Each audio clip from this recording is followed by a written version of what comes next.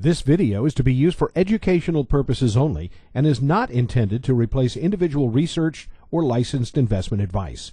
Unique experiences and past performance does not guarantee future results. Trading stocks, options, and spot currencies involves substantial risk, and there's always the potential for loss. Your trading results may vary. No representations are being made that any software or training will guarantee profits or not result in losses from trading. This is the Premier Trade Market Wrap.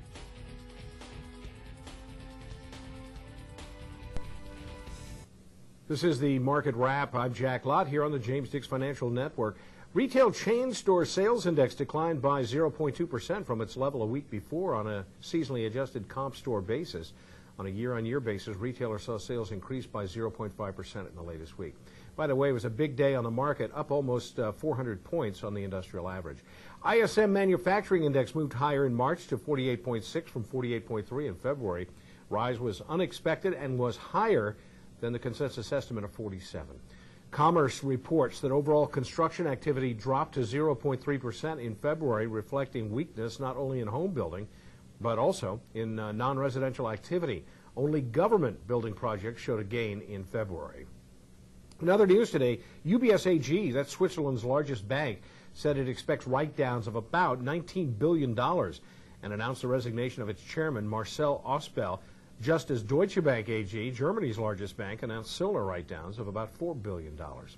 Analysts say the U.S. banking industry will lose about 200,000 jobs during the next 12 to 18 months.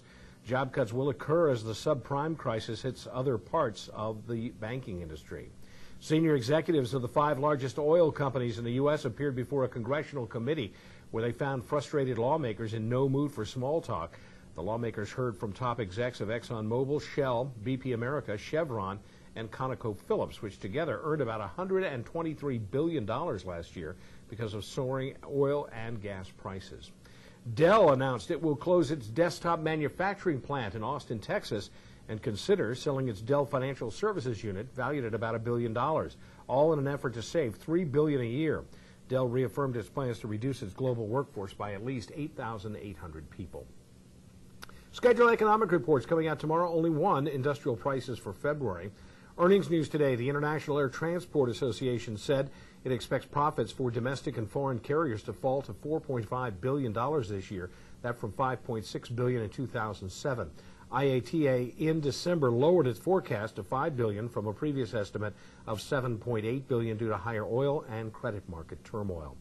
Conseco confirming a fourth quarter loss on hefty investment losses related to subprime residential mortgage loans after releasing its preliminary results earlier in the month. And Hyundai Motor Company posting 16.4% sales increase for the first quarter. That surpasses 700,000 for the period for the first time on demand for new models, improved performance in China, and the launch of its luxury Genesis sedan.